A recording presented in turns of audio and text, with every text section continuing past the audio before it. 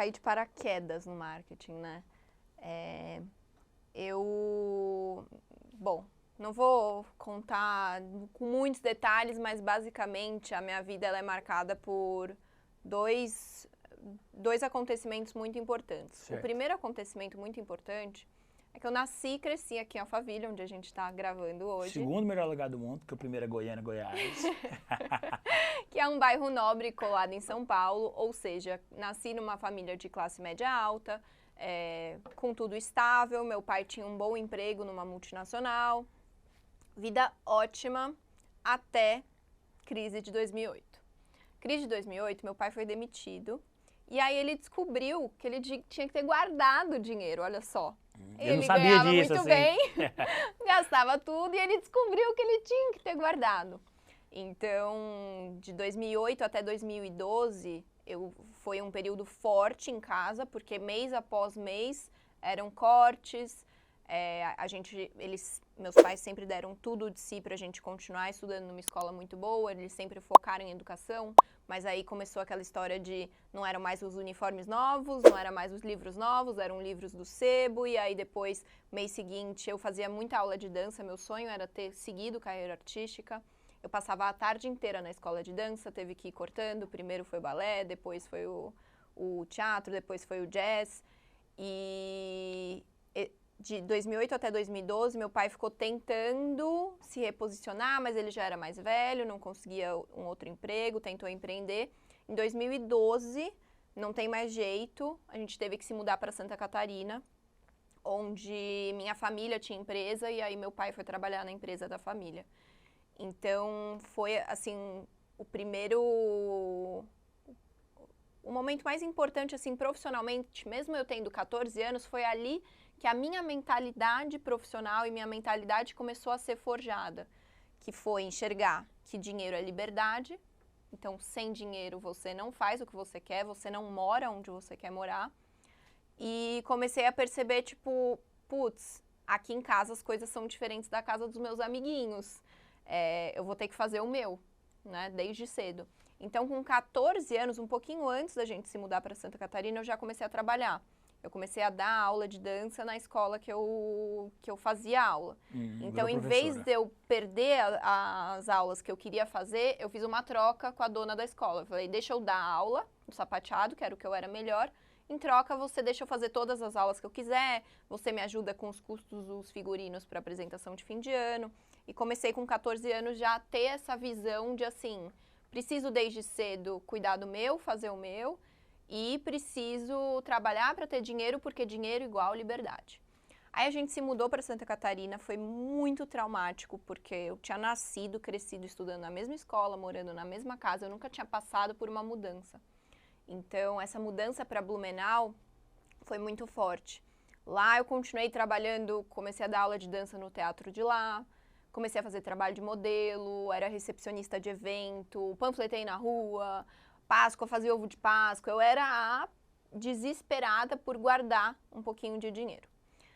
Acabou que, aos 17 anos, eu vi que esse sonho de fazer faculdade de dança era um sonho de princesa. Se eu quisesse fazer dinheiro mesmo, eu tinha que ir para outra área. Eu escolhi administração, porque é aquela história, né? Você não sabe o que fazer, faz administração, que é um leque super cheio de oportunidades. E usa pra vida. Usa pra vida. Se eu quiser um dia ter uma escola de dança, vai servir também. E aí eu fui pra administração. Até então, o que eu fazia? Trabalhava que nem uma louca e guardava aquele tantinho todo mês. R$1.000 era o que eu ganhava por mês. Mas eu guardava, eu não conhecia a segunda parte, que era de potencializar o retorno, que era de investir. Né? Então eu comecei a parar para pensar, pô, se eu continuar ganhando R$1.000 por mês, eu não vou chegar muito longe. O que eu posso fazer para ganhar mais? Naquele momento era investir. Isso foi 2015, que a Bolsa de Valores estava lá embaixo, 37 mil pontos. Conhecia Empíricos por meio de um anúncio, né? Nem sabia essa história de marketing digital, só fui impactada por um criativo no YouTube. E eu e meu pai começamos juntos a investir na Bolsa de Valores em 2015. O que aconteceu? Você trouxe seu pai para investir. Eu e meu pai, a gente tinha educação financeira, a gente começou a ficar super apaixonado por esse assunto, conversar sobre isso. Tanto é que nesse momento meu pai me deu um dos livros que também foi, assim, o melhor presente que meu pai me deu na vida foi esse livro, que é O Pai Rico, Pai Pobre. Sim. E a gente começou a entrar nesse assunto de educação financeira, empíricos e tal. E se você pegar o gráfico da Bolsa, 2015 faz assim, e aí ele começa e ele explode. Então tiveram ações que eu comprei que realmente em 3 meses dobraram, triplicaram. Teve ação que eu comprei que em 1 ano multiplicou por 10. E aí aquela coisa, né? Me apaixonei. Falei, pronto, minha vida tá feita. É só eu ir trabalhar um pouquinho e colocar Investir. nessa história de bolsa de valores que o negócio explode. Mas enfim, não só pelos ganhos, eu também me apaixonei pelo propósito da Empíricos, que é assim, a gente tem um oligopólio no mercado, no mercado financeiro, né? No sistema financeiro, que são 5 grandes bancos tomando conta de 90% do dinheiro do brasileiro. Quanto mais burro o brasileiro for, melhor para esses bancos, porque mais eles ganham em taxas, oferecem produtos horríveis, o gerente chega para você falando um economês que ninguém entende nada, só aceita e não sabe que existem outras oportunidades muito melhores. Aí eu ali, com 18 anos, vejo que se eu colocasse o dinheiro na bolsa, o negócio explodia, eu falei, caramba, a vida das pessoas pode ser muito melhor e as pessoas não estão sabendo.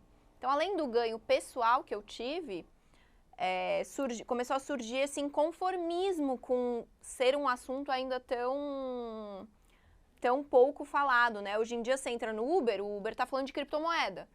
Mas quando eu comecei não era assim, ninguém falava. Bolsa de valores era coisa de homens mais velhos, engravatados, da Faria Lima. Não era um assunto democrático. Não era. E até hoje, por mais que está mais democrático, 3% da população brasileira só que investe. Então, Nem mas 3%. naquela época era menos de 1 milhão. Agora acho que já bateu 4, 5 milhões de brasileiros. Então, realmente teve uma escalada. E aí, o que aconteceu? Eu falei, eu quero trabalhar nesse Empíricos.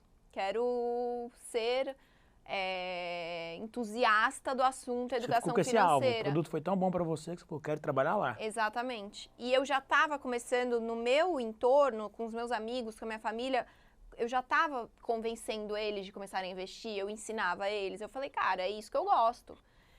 E aí, eu me formei em administração no final de 2017 e falei, eu preciso pedir demissão do teatro de Blumenau, preciso parar de fazer as coisas que eu estou fazendo para focar em conseguir uma oportunidade de mercado financeiro. Estava 6 anos em Blumenau, detestava Blumenau, meu sonho era voltar a morar em São Paulo, meu sonho auge era trabalhar na Empíricos. Aí eu mandei um e-mail pro CEO da Empíricos na época, falando sobre os meus ganhos. Hoje em dia eles falam, teu e-mail era um copy e você nem sabia, né?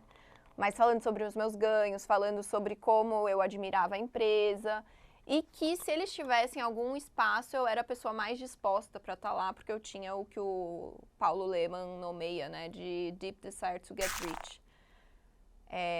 E aí eles responderam esse e-mail, me convidando para conhecer a empresa. Aí eu estava em São Paulo no Carnaval, fui conhecer a empresa, o tour começou na porta da entrada, terminou na porta da entrada com o cara do RH, o chefe lá do RH, falando, Betina, te adorei, tchau, tudo de bom. Aí eu falei, não, me dá uma oportunidade, eu preciso trabalhar aqui. Na cara de pau, lavada mesmo. Na cara de pau. Aí ele falou, não, então, eu adorei você, eu acho que tem super fit com a empresa, a gente adora contratar quem é apaixonado pela empresa, mas agora eu não tenho nenhuma oportunidade. Aí eu falei, não, você não tá entendendo. Eu sou a melhor pessoa para você contratar para qualquer vaga, porque eu sou a que mais tá afim de aprender. Aí ele, putz, eu tenho uma vaga aberta de assistente de copywriter, mas precisava ter experiência. Aí eu falei, o que é copy? O que é copywriter? Ele deve ter dado risadinha. Aí ele, precisa saber escrever. Aí eu falei, eu escrevo muito bem. Eu peguei meu celular na hora, eu abri meu e-mail, peguei uns textos que eu tinha escrito e mostrei pra ele. Aí ele falou, tá bom, vou marcar uma conversa com o Beto, que é o chefe da área, o CMO. Aí, eu fui na sexta-feira de carnaval, eles marcaram a conversa pra quarta-feira seguinte do carnaval. Fui lá de novo. Enfim, consegui entrar na Empíricos como assistente de copywriter. Só que aí, o que aconteceu, né? Eu fui pro marketing. Meu sonho era depois migrar lá dentro, fazer a transição de carreira dentro da Empíricos e ir para análise, me tornar analista. Só que no meio do caminho a história aconteceu um pouco diferente, né? Primeiro que assim, eu tinha 3 meses de experiência. Se não desse certo, se eu não aprendesse o tal do copywriting, que eu não sabia o que era, eu ia ter que voltar a morar em Blumenau. Então eu fiquei obcecada por aprender o que era copywriting. Eu acordava. O objetivo era fugir de Blumenau, qual foi a salvação? Eu era a primeira a chegar na Empíricos, eu acendi as luzes da Empíricos e isso durou 4 anos. Por 4 anos eu era a primeira pessoa a chegar na Empíricos. E nos primeiros 3 meses eu era a última a ir embora, chegava em casa, comia um negócio e capotava, porque assim, eu só vivia aquilo. Eu sonhava com copy, eu acordava pensando em copy, era só isso, só isso, só isso. E aí, deu certo. Em 3 meses eu consegui aprender bem e já fiz um copy que foi super bem. Lá na Empíricos eles falavam que o período comum, assim, o período... Uma média era um copywriter conseguir escrever um bom copy em 6 meses, né? Aí em 2 meses eu já fiz um copy que gerou comissão, que né, passou no crivo lá que eles tinham, nas metas que eles tinham. Aí eles já me contrataram como copywriter em julho desse ano, depois eu pulei de copywriter 1 para 3, depois eu virei copymaster e fui convidada a ser sócia. Mas aí foi assim que eu entrei no marketing digital, de forma totalmente aleatória. O que aconteceu? Lá é uma empresa que nasceu já com essa veia, né, de copy, de marketing digital, vindo da Agora Financial. Eles importaram um modelo, né, da sócia americana. E aí tinha a parte de copy, que era tida como a mais importante da empresa, e tinha os analistas, que eram os experts. Só que os experts, eles não gostavam muito de gravar.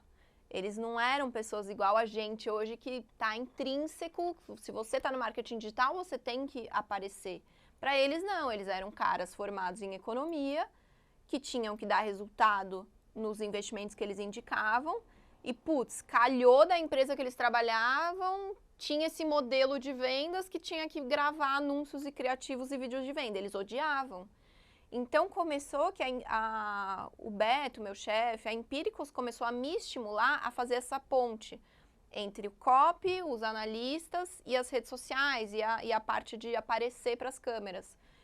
E aí, no fim do dia, eu estava envolvida em tudo, porque eu era copywriter.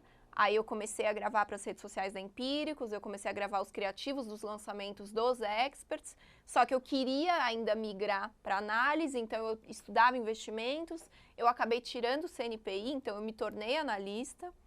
E depois da história do meme, que aconteceu porque eu estava gravando um criativo de um lançamento que nem era meu... A cópia era sua?